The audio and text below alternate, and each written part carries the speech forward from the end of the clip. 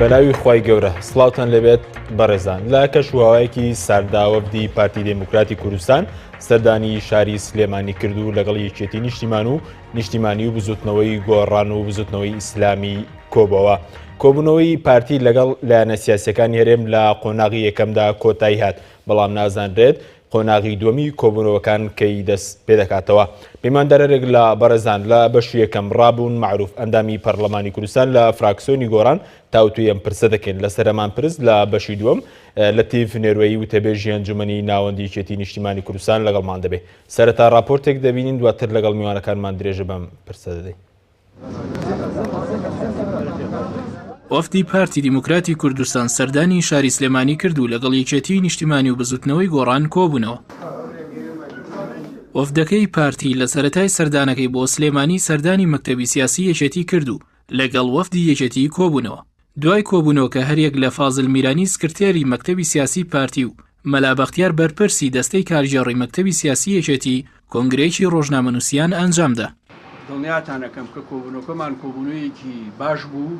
مەلا بەختیار بەرپرسی دەستەی کارژێڕی مەکتەبی سیاسی یەکێتی لەبارەی ناوەڕۆکی کۆبوونەوەکەوە ڕایگەیاند لە کۆبوونەوەکەدا لێکتێگەیشتن و تەفاهومی باش لە نێوان یەکێتی و پارتیدا هەبوو، بەڵام هیچ بڕیارێکی تێدا نەدرا و کۆبوونەوەکان بەردەوامە بن. لای خۆشیەوە فازڵ میرانی سکرتێری مەکتەبی سیاسی پارتی ڕایگەیاند پرۆژەی پارتی پەیامەکەی بارزانی و ئەیانەوێت بیکەنە پرۆژەی گشتی. فازڵ میرانی وتیشی بە گشتی یەکێتی و پارتی بەرپرسن لە دۆخی هەرێمی کوردستان. دوای کۆبوونەوە لەگەڵ یەکێتی نیشتیمانی وەفدی پارتی لەگەڵ بزوتنەوەی گۆڕان کۆبوونەوە. دوای کۆبوونەوەکەش وەفدی پارتی و گۆڕان هیچ کۆنگرێکی ڕۆژنامەنووسیان ئەنجام نەدا و ناوەڕۆکی کۆبوونەوەکانیان بۆ ڕۆژنامەنووسان نەخستە ڕوو. لای خۆشیەوە ئیسماعیل نامیق ئەندامی شاندی گۆڕان بە میدیای گۆڕانی ڕاگەیاندووە وەفدی پارتی هیچ پرۆژەیەکی پێ نەبوو، ئێمەش پرۆژەمان نەخستە ڕوو، کۆبوونەوەکە ڕاگۆڕینەوە بوو. دوای مانگێک لە پەیامەکەی بارزانی کۆبوونەوەی پارتی دیموکراتی کوردستان لەگەڵ لایەنە سیاسیەکانی هەرێمی کوردستان کۆتایی هات، بەڵام تاوەکوی ئێستا هیچ هەنگاوێکی کردداری بۆ باشکردنی دۆخی هەرێم نەنراوە و نازانرێت قۆناغی دوای ئەم کۆبوونەوانە چۆنە بێت.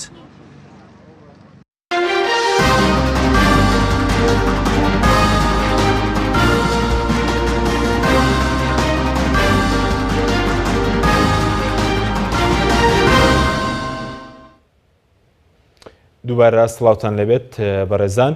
مامۆستا ڕابن زۆر سوپاس بۆ بەشداریکردن لە بەرنامەکەماندا. ئەگەر سەرەتا لەوە دەست پێ بکەین بەر لەوەی کە قسە لەسەر ناوڕۆکی کۆبوونەوەکانی بزوتنەوەی گۆڕان و پارتی دموکراتی کوردستان بکەین، ڕای بەڕێزتان لەسەر ئەو دەستپێکردنەوەی دووبارەی کۆبوونەوەی نێوان لایەنە سیاسیەکان چیە کە دوای مانگێک تقریبەن کۆبوونەوەکان لە قۆناغی یەکەمدا بە کۆتا گەیشتن؟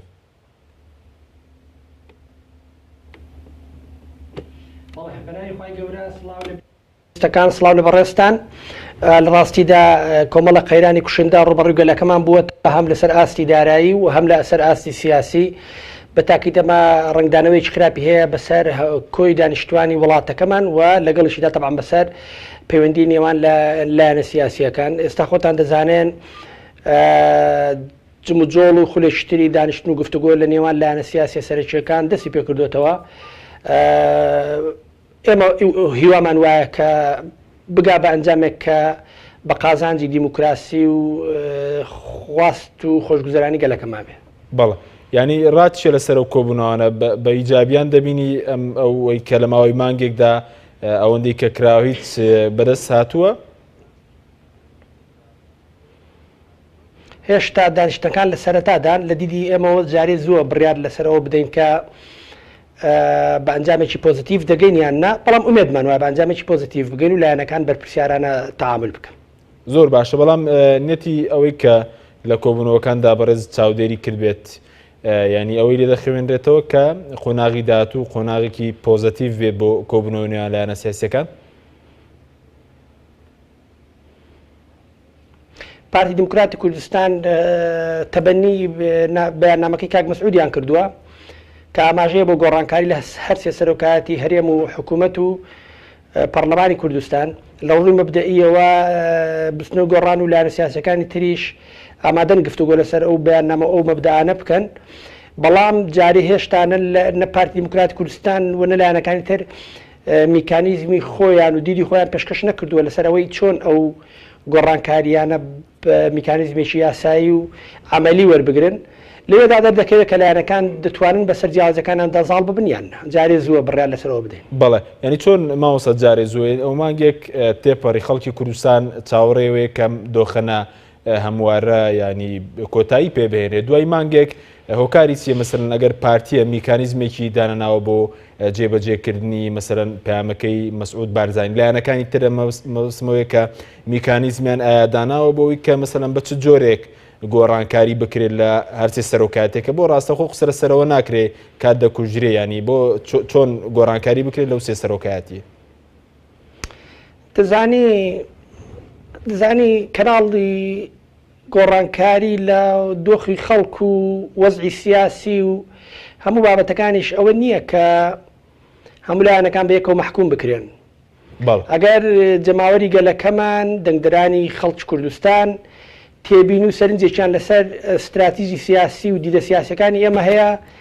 ئێمە پێمان ئاساییە کە خەڵکی ڕەخنەمان لێ بگرن و وەڵامیشیان بدەینەوە و دیدەکانی خۆمانیان بۆ ڕوون بکەینەوە بەڵام لایەنە سیاسەکان دیدیان وەک یەک نییە دیدی ئێمە و پارتی دیموکراتی کوردستان بۆ شێوازی حکومڕانی لە کوردستان جیاوازە و دیدی ئێمە و لایەنە سیاسەکانی تریش جیاوازی تێدا هەیە بەڵام بە ئاستێکی کەمتر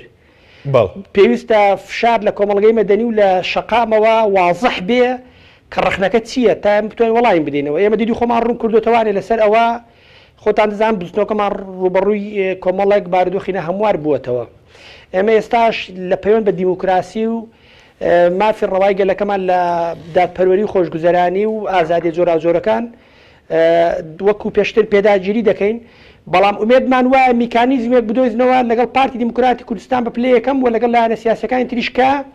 بتوانین هاوسەنجێشی سیاسی لە کوردستان دروست بکەین کە تێیدا جیاوازی سیاسیەکان بەیەکەوە هەڵ بکەن نەک سەرپێشن بۆ گرژی و یەکتر سڕینەوە ئێستا ئەمە سەرقاڵی ئەوەین. بەڵێ زۆر باشە ماوە سارابوون بەرز پێشتر ئەندامی شان دانووسانکاری کۆبوونەوە پێنج قۆڵەکان بووی کە وەبزان نۆ کۆبوونەوە ئەنجام دەرە لێوان داسیەکە کۆبوونەوەی بێ ئەنجام یانەوەی کە بەڕێز تێبینیت کرد بێت هیچ جیاوازیەکێ لە نێوان ئەم کۆبوونەوانە یاخود گۆڕانکاری بەسەر ڕای پارتی دیموکراتی کوردستان داات و یاخود تەمان ئەو ڕایەیە کە پێشتر لە کۆبوونەوە پێنج قۆڵیەکان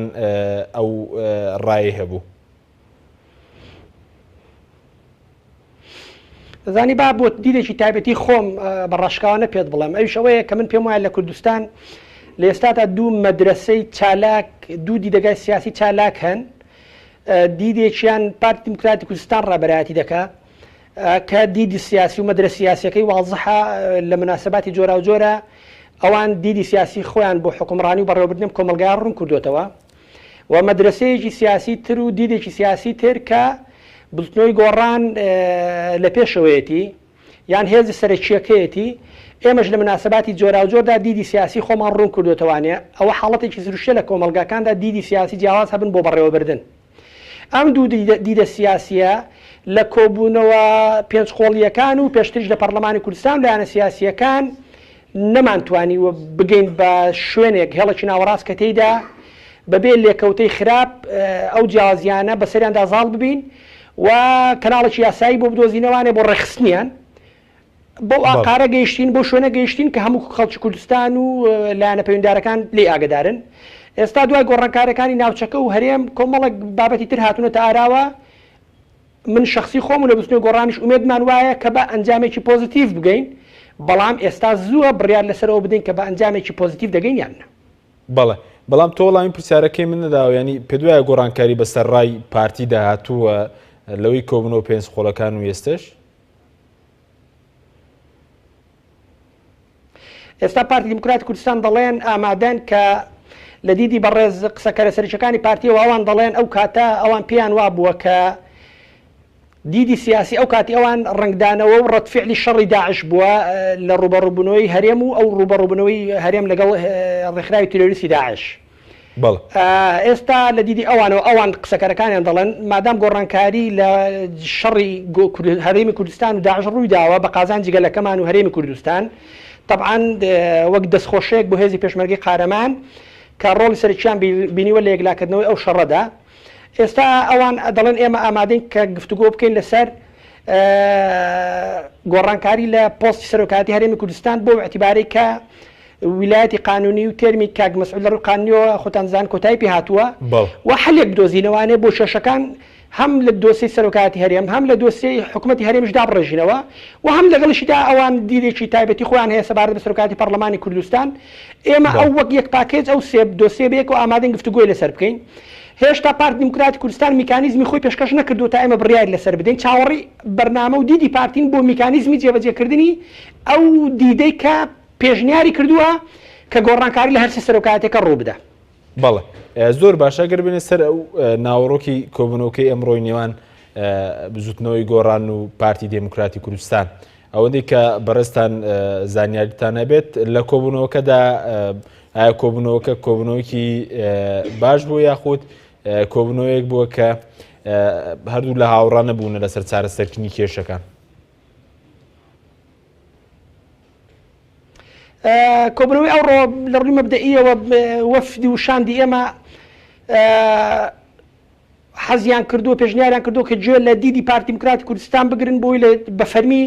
لە شاندی پارتی دیموکراتی کوردستانەوە جوان لێبێ کە ئەوان پێشنیارێکی تازەیان پێ بۆ ئەوەی کە ئەم جیاوازیانە بەسەریان دازاڵ بین و پرۆسەی سیاسی لە هەرێم ڕێک بخینەوە و پارتی دیموکراتی کوردستان لەوێ شاندەکەیان پێداگیری و خاوەنداری لە بەیاننامەکەی کاک مەسعود کردووە و ڕایانگەاندووە کە بەیاننامەکەی کاک مەسعود ناوەڕۆکی پرۆژەکانی پارتی دەبێ یا بنەڕەتی پرۆژەکانی پارتی دەبێ بۆ ڕێخستنەوەی پرۆسەی سیاسی. ئەمە جەوهەری گفتوگوکانی ئەمڕۆ بووە، بەڵام تا ئێستا پارتی دیموکراتی کوردستان میکانیزمیان بۆ بەجێکردنی ئەم دیدە واتە دیدی گۆڕانکاری لە سەرۆکاتی هەرێم و سەرۆکاتی حکوومەت و سەرۆکاتی پەرلەمان پێشکەش نەکردووە.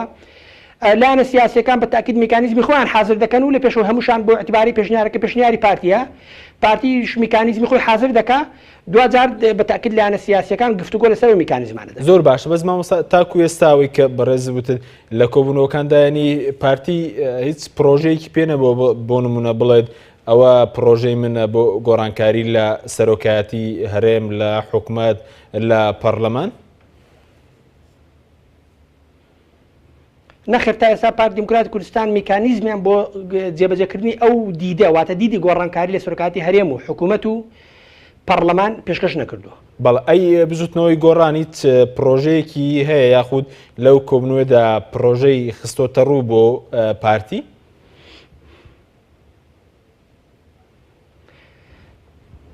کە لایەنە سیاسیەکان دەچنە مفاوەزەوە، لایەنە سیاسیەکان بە تاکید لایەنە و دیدی خۆی هەیە، بەڵام مەرجی نییە هەر لایەنە سیاسیە دیدی لایەنێکی سیاسی وەکو خۆی جێبەجێ بکرێ و هەموو لایەنە سیاسەکانی تر پێی ڕازی ببن. ئەوە کۆمەڵێک معادلات بڕیار لەسەر ئەوە دەدا. ئێوە ئەگەر متابعەی خیتاب و دیسکۆرسی بزنەوەی گۆڕانتان کردبێ حەق بزان کە دیدی ئێمە بۆ وە میکانیزمی ئێمە بۆ جێبەجێکردنی هەموو ئاڵوگۆڕە سیاسیانە لە کوردستان سیستەمی پەرلەمانیە، ئەوە دیدی ئێمەیە. بەڵام ئێمە هێزێکی سیاسی بەرپرسیارانە تەعامل دەکەین، لە سیاقێکی سیاسی تایبەتە تەعامل دەکەین، ئامادەین مفاوەزە لەسەر هەموو ئەو بەرنامە و دیدە سیاسیانە بکەین کە لایەنە سیاسەکان پێشکەشی دەکەن. بەڵێ، بەڵام تاکو ئێستاەوە وتت پارتی پرۆژەی ئامادە نەکرد بۆ میکانیزمەکە، بزوتنەوەی گۆڕان پرۆژەی ئامادە کردووە بۆ میکانیزمی گۆڕانکاری بۆ منە لە سەرۆکاتی هەرێم لە سەرۆکاتی حکوومەت لە سەرۆکاتی پەرلەمان کە لای بزوتنەوەی گۆڕانە؟ بەڵام تۆ ڕۆژنامەنووسی متابع و چاودێری پرۆسی سیاسی دەبوایە بیزانی پرۆژەی گۆڕان و میکانیزمەکانی بزوتنەوەی گۆڕان چۆنن، کە گوتمان سیستەمی پەرلەمانیە، ئەوە لە پەرلەمانی کوردستان و فراکسیۆنە بەڕێزەکەی ئێوەش ئیمزای لێداوە، لەوێدا میکانیزمی ئەو ئاڵوگۆڕە سیاسیان لە کوردستان هەمووی ڕێکخراوە و جێبەجێ کراوە. دیارە دەستگاکانی ڕاگەاندن کە کورتیان هەبووە لە بڵاوکردنەوە و ڕێکخستن و تێگەیاندنی ڕای گشتی لەو دیدە سیاسی و لەو بنەما سیاسیانە. لە ڕووی مەبدەئیەوە دیدی سیاسی ئەمە سیستەمی پەرلەمانی لە هەرێمی کوردستان، بەڵام ڕێز لە دیدی لایەنە سیاسەکانی تر دەگرین بۆی بۆ هەمومان بێکەوە بگەینە میکانیزمێکی هاوبەش. بەڵێ، بەڵام بۆ دۆخی ئێستا ینی کەواتە پرۆژەکەی ئێوە هەمان پرۆژەکەی پێشووترە، ینی هیچ شتێکی تازە بۆ دۆخی ئێستا ناتۆتە پێشەوە بە تایبەتی کە مەسەلەی گۆڕانکاری لە سەرۆکی پەرلەمان؟ ئێستا کۆمەڵە قەیرانی تر هاتوونەتە پێشەوە، قەیرانەکان ئاڵۆزتر بوون. ئێمە ئێستا لە قەیرانی سیاسی لە پەیوەند بە ژیانی ڕۆژانەی هاوڵاتیانەوە گرنگتر قەیرانی دارایی و گوزەرانی هاوڵاتیان و بە تایبەتی موچەخۆرانی فەرمانبەران و موچەخۆرانی حکوومەتی هەرێم. ئەمە بچووەتە سەرباری چێشە سیاسیەکانیش بۆیە دید و بەرنامەی سیاسی ئێمە بۆ چارەسەری کێشەی ئێستا دوولایەنەیە، لایەنێکیان پەیوەند بە کێشەی داراییە کە مەفروزە لایەنە سیاسیەکان بێکەوە ڕێگەی چی کوردمەودا بدۆزنەوانێک کە بەپەلە بە فریای بارودۆخ و گوزەرانی هاوڵاتیان بە تایبەتی فەرمانبەرانی حکوومەتی هەرێمی کوردستان بکەون. دیوەکەی تریش پەیوەندی بە خلافی سیاسی و کێشەی سیاسی نێوان لایەنە سیاسەکانەوە هەیە لە پێشەوە هەمووان پەیوەندی نێوان ئێمە و پارتی دیموکراتی کوردستان کە ئەم جیاوازیە سیاسیانە چۆن زاڵبین بەسەریاندا. ئێمە ئامادەی گفتوگۆین لەسەر هەموو دۆسیە جۆرا و جۆرەکان لەگەڵ پارتی دیموکراتی کوردستان و لایەنە سیاسەکانی تریش. بەڵێ زۆر باش، بەس لە کۆبوونەوەکەی ئەمڕۆدا مامۆسانی پارتی بە دیاریکراوی چی داواکاریەکی بووە لە بزوتنەوەی گۆڕان وەڵامی گۆڕانتی بوو ئەگەر پارتی داواکاریە بوو بێت؟ هێشتا گفتوگۆ و دانیشتنەکان بەلایکەمە ئەوەی کە پەیوەندی بە دانیشتنی ئەمڕۆ ئێمە و پارتی دیموکراتی کوردستانەوە هەیە نەچۆتە سەر ئەو بابەتانە. جەوهەری دانیشتنی ئەمڕۆ جگە لە گفتوگۆی ڕاگۆڕینەوەی هەمەلا لەسەر دۆسیە و بابەتە جۆرا و جۆرەکان تەنها ئەوەیە کە پارتی دیموکراتی کوردستان تەبەنی بەیاننامەکەی کاک مەسعودیان کردووە کە جەوهەرەکەی گۆڕانکاریە لە هەر سێ سەرۆکایەتی هەرێم و حکوومەت و پەرلەمانی کوردستان. بەڵێ ینی شتێکی تر نەبووە، ینی کۆبوونەوەیکی دوور و درێژ تەنە باسیەوە کراوە؟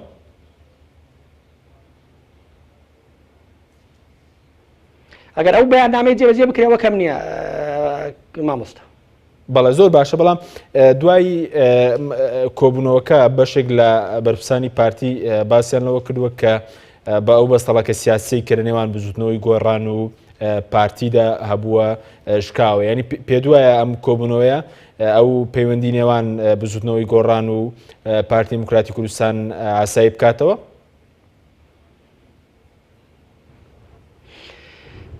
ئێمە لە بستنەوەی گۆڕان بۆ زانیاری هەرگیز گفتوگۆ و دیالۆگی لێوان لایەنە سیاسەکانمان ڕەت نەکردوێتەوە بە پارتی دیموکراتی کوردستانیشەوە بە پێچەوانەی ئەوەی هەندێک جار جۆمان لێ دەبێت گوایە ئێمە مقاتعی دانیشتنمان کردووە لەگە پارتی دیموکراتی کوردستان مقاتعە بە مانای مطلق ئەو دیدا ئەو هەواڵە ڕاست نییە بە هەر حاڵ دوا بڵاو بۆتەوە جینا لەو کاتەوە کە پەرلەمانی کوردستان پەچی خراوە ئێمە 4 جار بە فەرمی لەگەڵ پارتی دیموکراتی کوردستان بەس دانیشتنمان بووە لە ناویشیاندا دانیشتنی بەڕێز ڕێخەری گشتی لەگەڵ نوێنەری کاک مەسعود بەردەوام گفتوگۆ و ڕاگۆڕنەوە هەبووە ئەم دانیشتنی ئەم ڕۆژ بەشێکە وەک لەو سیاقەت سێری دەکرێت لە سیاقی پەیوەندی و دیالەکتیشی نێوان لایەنە سیاسیەکان لە هەرێمی کوردستان ئێمە پێمان باشە مادام ئێمە هێزێکی مەدەنین هێزێکین بڕوامان بەوەیە کە میکانیزمە دیموکراسی پەرلەمانیەکان شاڕێگە بن بۆ ئاڵوگۆڕی سیاسی لە هەرێم بۆیە پێمان باشە پەیوەندی لایەنە سیاسیەکان پەیوەندیەکی باش بێ هاوسەنگ بێ لە سەر بنەما ڕێزگرتن لە دیدی یەکتری بەڵام لە هەمان کاتدا ڕاشکاو بەڵێ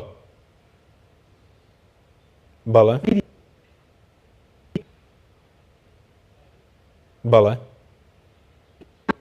بکەین ئەگەر بمانێت ئەم هەرێمە ڕوبەڕووی ئاقاری مەترسیدار و توندوتوژی و ڕوبەڕووبنەوەی چەکداری نەبێتەوە دەبێت میکانیزمی دیموکراسی و سیاقێک دۆزینەوە کە ئەم جیاوازی سیاسیانە چۆن بەڕێوەبەرین و چۆن لە پەرلەمانی کوردستاندا لە شێوەی یاسادا ڕەنگ بداتەوە و هەمووانش ڕێز لە یاساکانی پەرلەمانی کوردستان بگرن. زۆر باش، ینی پێ دوایە ئەم شێوازەی کە ئەگەر شێوازی دموکراسی و گفتوگۆ سەرنەکەوێت سەردەکێشێ بۆ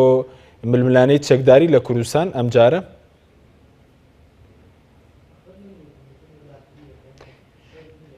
لە هەموو شوێنێکی دنیا لە هەموو سیاقێکی سیاسی دیموکراسی شکست بخوا و خەڵک نائومێد بن لەوەی کە لە ڕێگەی هەڵبژاردن و میکانیزمە دیموکراسی و مەدەنی و پەرلەمانیەکانی لە چەشنی بەڵێ بەڵێ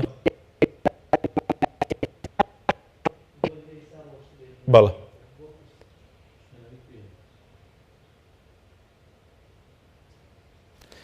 بەڵێ مامۆستا ناوبڕێکی کورتمان هەیە دواتر دەگەڕینەوە وڵاتان لەگەڵمان بمێننەوە بەڵێ بینەرانی بەڕێز ناوبڕێکی کورت وەردەگرین دەگەڕینەوە وڵاتان لەگەڵمان بمێننەوە. می ئەمڕۆ با سپۆنسەری کۆمپانیای ئەسێ بۆ بازرگانی مۆبایل شیری ئەڵتونسا. ئەسێ یەکەمین مۆبایلی مارکەی کوردی کۆمپانیای ئەسێ بە لە بەرچاوگرتنی قەیرانی دارایی مۆبایلە تایبەتەکانی دەکاتە قستی مانگانە Q4 14,000 دینار Q5 17,000 دینار پەلە بکە بە بەخاوەنی یەکێک لە مۆبایلەکانی ئەسێ کە 2 مۆدێل و 4 ڕنگ لە خۆ دەگرێت بە قستی زۆر گونجاو. ئەسێ پێشەنگی تەکنەلۆژیای نوێ.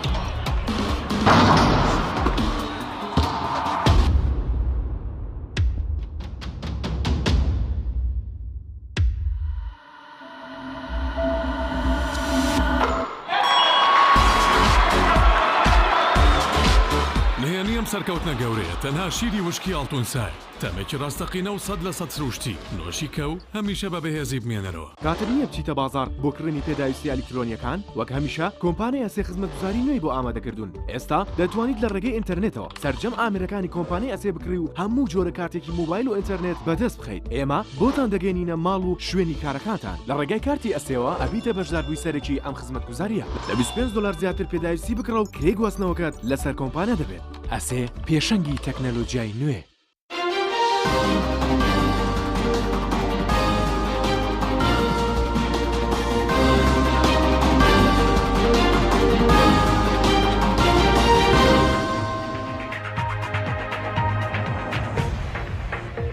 دووبارە سڵاوتان لەبێت مامۆستا ڕابوون دووبارە سڵاو لەبێ ببوورە لە پرسیارەکەی مەسلەیەوەی کە بەڕێزت باست لەوە کرد باش دەنگەکەت نەگەیشتە لای ئێمە سەبارەت بە مەسلەی ئەگەر خەڵک بێومێت بێ لە خەباتی مەدەنی و دێموکراسی مەترسی سەرهەڵدانی ململانەی چەکداریش دەکرێت مەترسیە لە کوردستان هەیە ئەگەر هێزە سیاسیەکان جدی نەبن لە چارەسەرکردنی کێشەکانی هەرێمی کوردستان.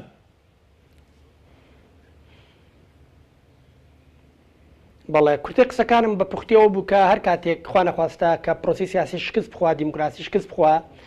و میکانیزمە پەرلەمانی و دیموکراسیەکان لە بەڕێوەچوونی ململانەی سیاسی و ئاڵگۆڕی دەسەڵاتی سیاسی و دەستا و دەستکردنی ئاشتیانەی دەسەڵات شکست بخۆن بە تاکید سەردەکێشە بۆ توندوتیژی سیاسی. بەڵێ زۆر باشە سەبارەت بە ئەوەی کە پێشتر بەر لە کۆبوونەوەکەی لەگەڵ پارتی باز دەکە کە بزوتنەوەی گۆڕان پرۆژەیەکی نوێی هەیە هیچ پرۆژەیەکی نوێ هەیە کە بزوتنەوەی گۆڕان ئامادەی کرد بێت سەبارەت بە تایبەتی لە مەسلەی گۆڕانکاری لە سەرۆکی پەرلەمانی کوردستان.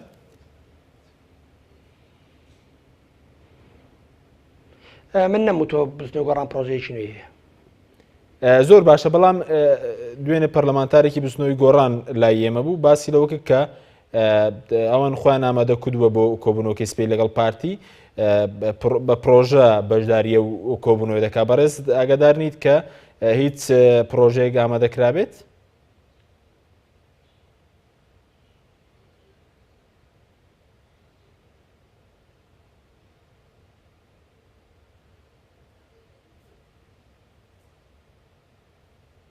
بەڵێ مامۆستا ڕابوون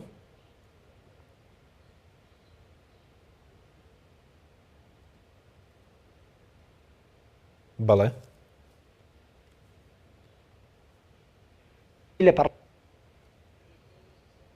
بەڵێ زۆر باشە مامۆستا ڕابوون سەبارەت بە مەسلەیەوەی کە ئایا بزوتنەوەی گۆڕان لە کۆبوونەوەکەی ئەمڕۆدا هیچ پرۆژەیەکیە بووە چونکە پێشتر پەرلەمانتارێک میوانی ئێمە بوو باسی لەوە کرد کە پرۆژەیەک ئامادەکراوە بۆی کە لەگەڵ پارتی گفتوگۆی لەسەر بکرێت بە تایبەتی بۆ مەسلەی گۆڕانکاری لە سەرۆکاتێکە بە تایبەتی سەرۆکی پەرلەمانی کوردستان.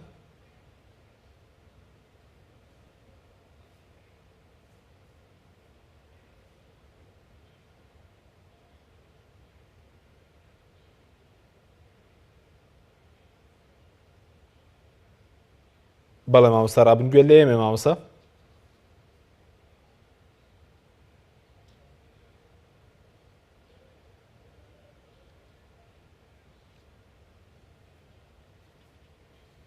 بەڵێ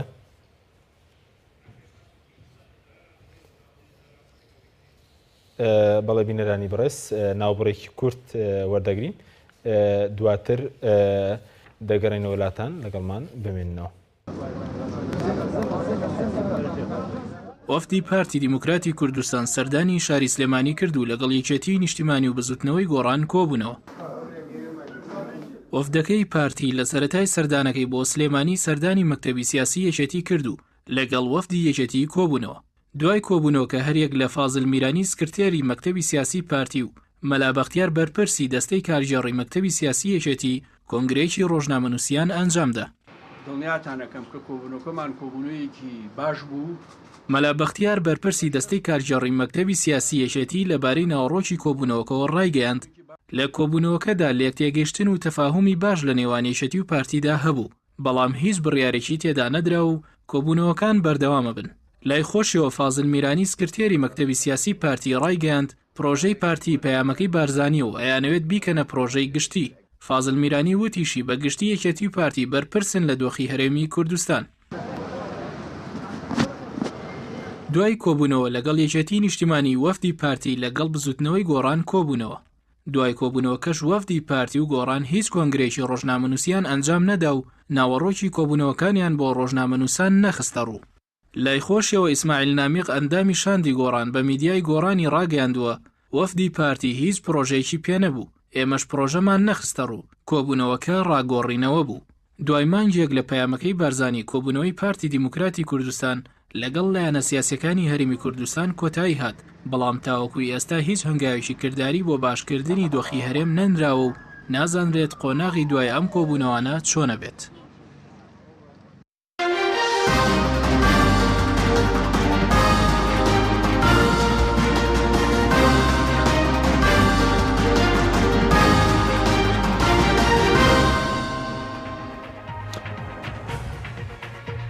دووبارە سڵاوتان لەبێت ماوەسا ڕابوونەگەر دووبارە بگەڕێنەوە لای بەڕێستان بوو ورە دیارە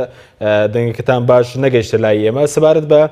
مەسلەی گۆڕانکاری لە سەرۆکی پەرلەمانی کوردستان. ئایا بزوتنەوەی گۆڕان ئێستا لە کۆبوونەوەی ئەمڕۆدا هیچ باسێک لەوە کراوە کە بەچوو مەرجێک ئامادەیە گۆڕانکاری لە سەرۆکی پەرلەمانی کوردستاندا بکرێت؟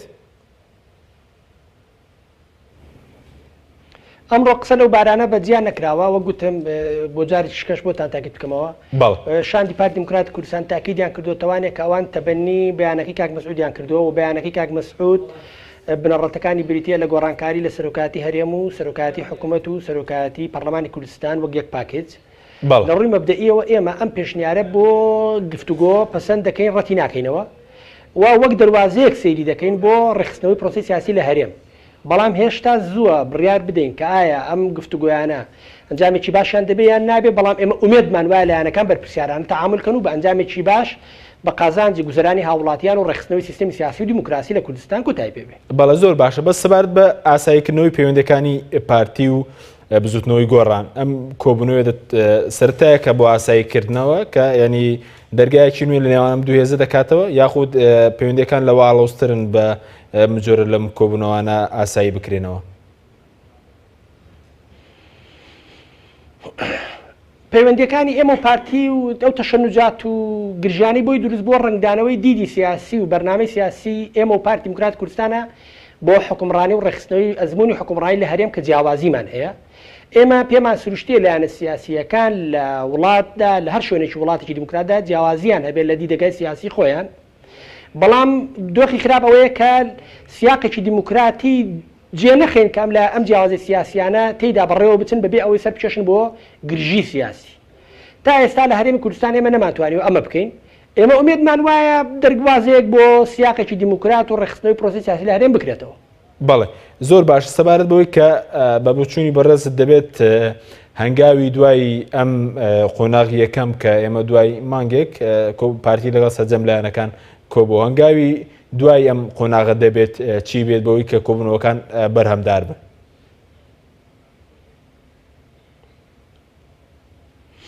هەنگاوی دوای ئەمە ئەوەیە کە پارتی دیموکراتی کوردستان میکانیزمێکی ڕۆشن پێشکەش بکە کە دەیەوێ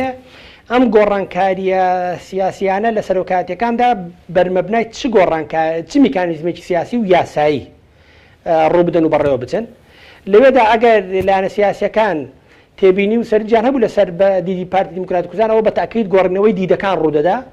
لەوێدا دەردەکەوێت کە لایەنە سیاسیەکان هەمووان بەیەکەوە دەتوان بەسەر ئەم جیاوازیانە دەزاڵ ببن یان نە. بەڵێ زۆر سوپاس بۆ بەڕێز ڕابوون معروف پەرلەمانتاری بزوتنەوەی گۆڕان لە پەرلەمانی کوردستان کە بەڕێزیان لە هەولێرەوە لەگەڵمان بووی. زۆر سپاس بۆ بەڕێستان. بەڵێ بەڕێزان دەچینە شاری سلێمانی لای کاک لەتیف نێروەیی وتەبێژی ئەنجومەنی ناوەندی یەکێتی نیشتیمانی کوردستان. کاک لەتیف زۆر سپاس بۆ بەشداریکردن لە بەرنامەکەماندا. ڕای بەڕێستان لەسەر کۆبوونەوەکەی ئەمڕۆیی نێوان پارتی دیموکراتی کوردستان و یەکێتی نیشتیمانی کوردستان چییە و لەو کۆبوونەوەدا چی تاو توێکراوەندەی کە بەڕێستان ئاگادار بن؟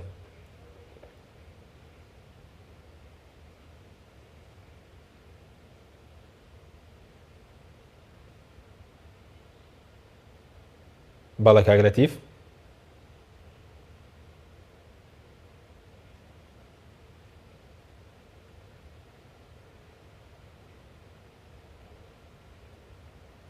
بەڵێ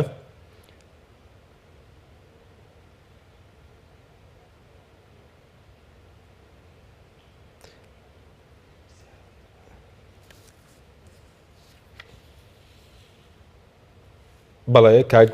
لەتیف نێروەیی وتەبێژی ئەنجومەنی ناوەندی یەکێتی نیشتیمانی کوردستان لەگەڵمان دەبێت کاک لەتیف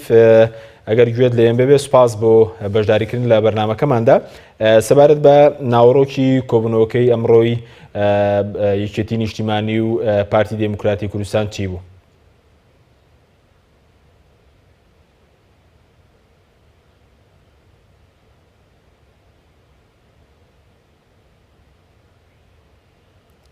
بەڵێ کاگلەتیف سەبارەت بە ناوەڕۆکی کۆبوونەوەکەی ئەمڕۆی نێوان پارتی دموکراتی کوردستان و یەکێتی نیشتیمانی کوردستان چی بوو؟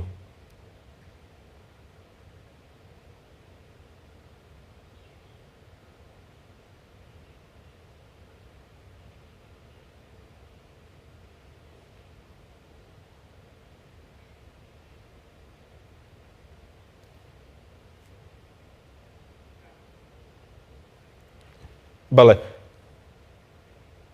بەڵێ بەڵێ دیارە گرفتێکمان هەیە ئەگەر دوای ئەم گرفتە لەگەڵ کاک لەتیف نێروەیی وتەبێژی ئەنجومەنی ناوەندی یەکێتی نیشتیمانی کوردستان باز لە ناوەڕۆکی کۆبوونەوەکەی نێوان پارتی دموکراتی کوردستان و یەکێتی نیشتیمانی کوردستان دەکەین کامڕۆ پارتی دموکراتی کوردستان سەردانی شاری سلێمانی کردو لەگەڵ یەکێتی نیشتیمانی و بزوتنەوەی گۆڕان و هەروە بزوتنەوەی ئیسلامی کۆبەوە دیارە ناوەڕۆکی کۆبوونەوەکانی پارتی دموکراتی کوردستان لەگەڵ لایەنە سیاسیەکانی هەرێمی کوردستان قسەکردن لەسەر پەیامەکەی مەسعود بارزانی کە لە 20 2016 پەیامەکەی ڕاگەیاند بوو کە بەپێی پەیامەکە دەبێت گۆڕانکاری لە هەرسێ سەرۆکایەتێکی هەرێم سەرۆکایەتی هەرێم سەرۆکایەتی حکوومەت سەرۆکایەتی پەرلەمان بکرێت دیارە لە ماوەی مانگێکدا پارتی سەردانی لایەنە سیاسەکانی کردووە لەگەڵ یەکگرتووی ئیسلامی کۆمەڵی ئیسلامی و هەروە شوعی و سۆسیالیست و هەروە زەحمەت کێشان و لایەنە تورکمان و مەسیحیەکان کۆبۆتەوە لە دوایین وێزگەشتدا لە قۆناغی کەمدا لەگەڵ سێهێز لە شاری سلێمانی کۆبەوە.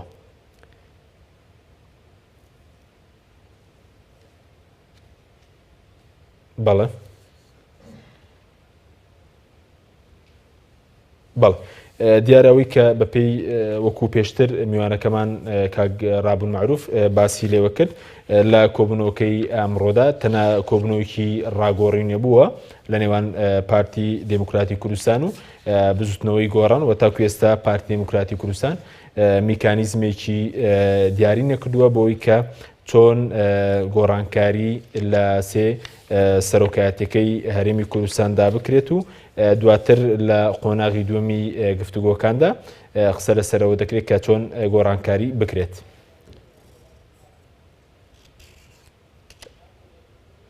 بەڵێ دیارەگەر کاک لەتیف ئامادە نەبێت ناوبڕێکی کورت وەردەگرین دواتر لەگەڵ کاک لەتیف دەینە وڵاتان. بەڵ دیارە کاک لەتیف لەگەڵمانە کاک لەتیف ئەگەر گوێت لێم بێ زۆر سوپاس بۆ بەشداریکردن لە بەرنامەکەماندا. زۆر سپاس بۆێوەش زۆر سپاس ئەگەر سەرەتا لە ناوەڕۆکی کۆبوونەوەکەی یەکێتی نیشتیمانی و پارتی دموکراتی کوردستان دەست پێ بکەین ناوەڕۆکی کۆبوونەوەکە بریتی بوو لە چی ئەمڕۆ کە هەردوو لا کۆبوونەوە؟ بەڵێ بێگومان سەردانی شاندی پارتی دموکراتی کوردستان بۆ بارەگای مەکتەبی سیاسی لە شاری سلێمانی لە درێژەی ئەو زنجیرە کۆبوونەوەیە کە لە گەڕی دوامی دانوستان دەستی پێ کردووە پێشتر بوو سەردانی بەشێک لە هێرانە سیاسەکان و ئەمڕۆژ بوو بەشێکی دیکەواتە تەواوکردنی ئەو گەڕە بوو کە دەستیان پێ کردووە. پارتی دموکراتی کوردستان وەکو بەڕێز میرانیش گەیاندووە ئەم سەردانی ئەمڕۆ زیاتر بوو ئاشتەوەی بووە بۆ کردنەوەی دەریچکەیەک بووە یان دەواازەیەک بووە لەسەر چوونەتی باسکردنی خاڵە گشتیەکان نەچونەتە ناووردەکاری بابەتەکان و ئاڵوگۆڕکردنی بێڕۆڕا بووە و هیچ وەکو بەرز کاکمەلە بەختیار باسی کردووە بریار لە سەر هیچ شتێک نەدراوە بەڵام بێگومان ئەم جارە خۆلی ئەم جارە جیاوازە لە جاری پێشوو لایەنەکان مەرجیان هەبوو و لێدوانەکان تا ڕادەیەک تند بوون و هەوڵ دەدرا هەر لایەنێک چوون بتوانێت ئیرادەی خۆی بسەپێنێ بەرنامەی خۆی بسەپێنێ بەڵام ئەوەی ئەمڕۆ بەدی دەکرێت بە دوای خاڵە هاوبەشەکان دەگەڕن بە دوای میکانیزمێک دەگەڕن چۆن بتوانن جاڵ بن بەسەر کێشەکانە و بگەنە بەرژەوەندی هاوبەش و بەرنامەی هاوبەش و ڕەزامەندی هاوبەش تا بتوان بگەنە ڕێکەوتنامەیەکی هاوبەش ئەوەی بەدی دەکرێت ئەم جارە جددیەتێکی تایە جیاواز لە جاری پێشوو و پێدەچێت ڕەچاوی هەڵەکانی ڕابردوو کرابێ لە خۆلی پێشووی دانوستانەکە ینی هوکار زۆر بوون کە دانوستانەکان بە بنبەست بوون. بەڵێ وەکینی پێ دوایە ڕەچاوی چاڵەیە کراوە کە پێشتر لە دانوستانەکاندا کرابێ ئەم جارە لایەنەکان پندیان لەو هەڵانە وەرگرت پێ بۆی کە کۆبنەوەکان کۆبنەوەی جدی بن. بەڵێ جاری پێشوو لایەنەکان مەرجیان هەبوو ئەم جارە هیچ لایەنێک مەرجی نییە جاری پێشوو لێدوان و پەیامەکانی سەرکردەکان تا ڕادەیەک توندی پێوە دیار بوو ئەم جارە ئەو توندیە نابینرێ جاری پێشوو لە پاڵ دانوستانی لایەنەکان بەشێک لە کادر و لە سەرکردە و پەرلەمانتارانی لایەنە سیاسیەکان پەیامی پێچەوانە یان پەیامی دژیان هەبوو ئەم جارە ئەوە بەدی ناکرێ جاری پێشوو بڵێن هەڵەیەک بوو ئەگەر هەڵەی تەکنیکیش بێن مەبەزداریش نەبێ سەرکردە باڵەکان یەکەم جار دەستیان بە سەردان کرد بەڵام کە چوونە ناوەڕووکی بابەتەکان و جددیەتی دانوستان وردە ئاستی شاندەکان مەبەستم پلەیە نەک توانای کەسەکانە نزمتر بوو بەڵام ئەم جارە پێدەچێ بە پێچەوانەوە بێ شاندی ئەم جارە هەمی پارتی شاندێکە لە ئاستێکی باشدایە و پێشوازی لایەنەکانیش لە ئاستێکی باشدایە بەڵام چاوەڕان دەکرێت کە کاتێ دەچنە ناوەڕووکی بابەتەکانەوە ینی جددیەتەکە زیاتر دەربکەوێ و کەسە یەکەمەکان و کەسە دووەمەکان و کەسە سیامەکان بەشدار لە دانوستانە نەک وەکو جاری پێشووردە کەسە باڵەکان پاشە کشە بکەن لە دانوستانە ئەم جارە ئەو جددیەتە هەیە و جددیەتێکی دیکە هەیە جددیەتی نیگەرانی جەماوەرە ئەمە شوا دەکە کە هێز و لایەنە سیاسەکان جددی بن جەماوەر زۆر نیگەرانە تا ڕادێک لە دۆڵێکدایە هێز و لایەنە سیاسەکانیش لە دۆڵێکی دیکەدا سەرقاڵی ململانێ و ڕکەبەرین و نیگەرانەکانی جەماوەر گەشتوتە ئاستێکە هەموو هێز و لایەنە سیاسیەکان هەست بە مەترسیەکانی ئەو نیگەرانیە دەکەن و لە هەمان کاتیشە جاری پێشوو دۆخی هەرێم باشتر بوو لە ڕووی هەموو لایەنەکان بەشدار بوون لە حکوومەتدا پەرلەمان ئەکتیڤ بوو و خیتابێکی یەکگرتو کورتوەک و یەکتیم بوو لە بەغا ینی مەترسیەکان وەکو ئێستا بەزەقی دەرناکەوتن هەرچەندە داعش هەبوو بەڵام وەکو بەغدایەکی لاواز بوو هێزێکی سەربازی عێراقی هەڵوەشاوە هەبوو هێزی حەشدی شعبی نەبوو مەترسیەکانی ئیقلیمی بە تایبەتی تورکیاوەی کە ئێستا هەڕەشە دەکە بچێتە شەنگال ئەوە نەبوو لەبەرەوە هەموو ئەمانەوە ئەگەرەکان پێشهاتەکان ڕووداوەکان کە چاوەڕان دەکرێت لە دوای کوتایهاتنی داعش و ئەو کێشمەکێشەی کە لە ناوچەدا بڕەنراوەکان هە سەر لە نوێ هەر ئێستا زەق دەبن ئەمە هەموو وا دەکەن کە دانوستانی ئەم جارە جددیتر بێ لە جاری پێشوو. زۆر باشە سەبارەت بە ڕۆڵی یەکێتی نیشتیمانی کوردستان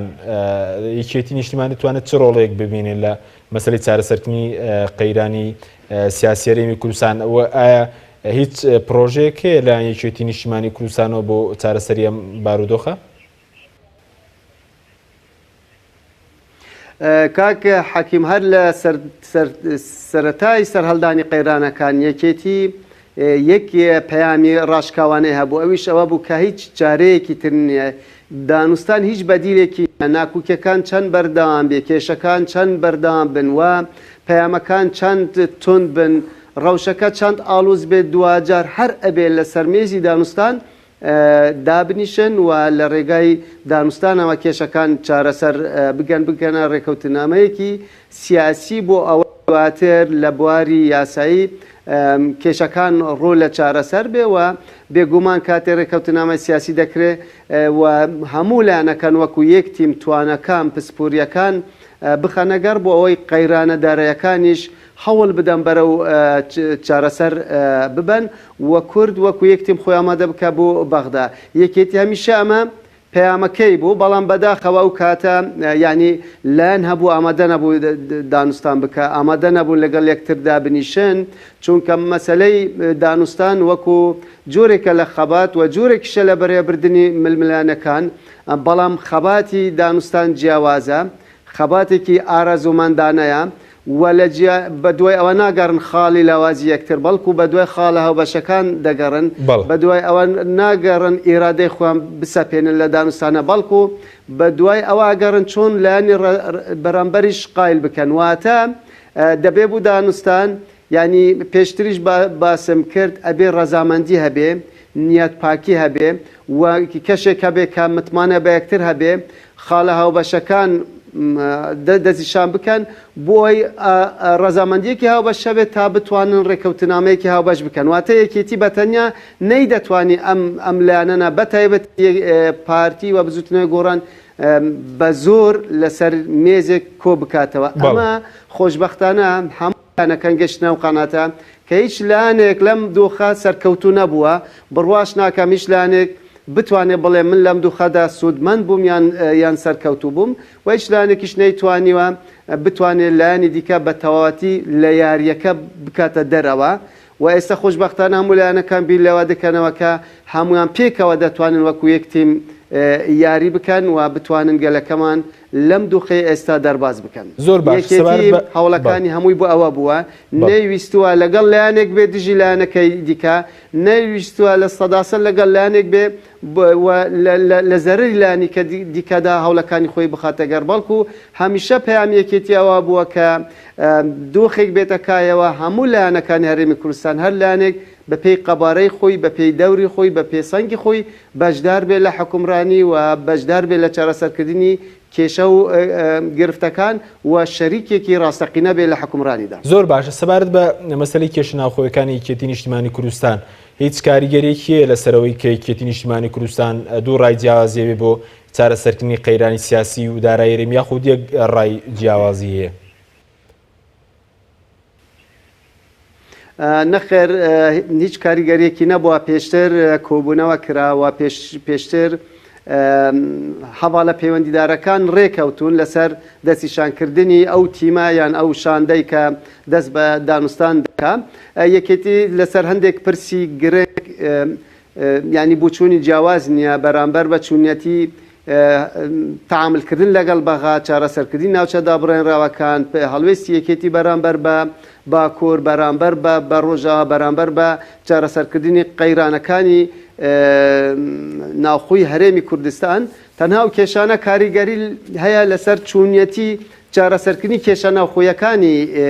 یەکێتی بەڵێ زۆر باشە سەبارەت بە مەسەلەی زۆر پرسیار خەڵک دەکرێت بۆچی بزوتنەوەی گۆڕان و یەکێتی نیشتیمانی کە ڕێکەوتنامەیەکی هاوبەشیان هەیە بە هاوبەشی پێشوازیان لە وەفدی پارتی نەکرد هۆکارەکە لای یەکێتی نیشتیمانی یاخود بزوتنەوەی گۆڕانیان پارتیە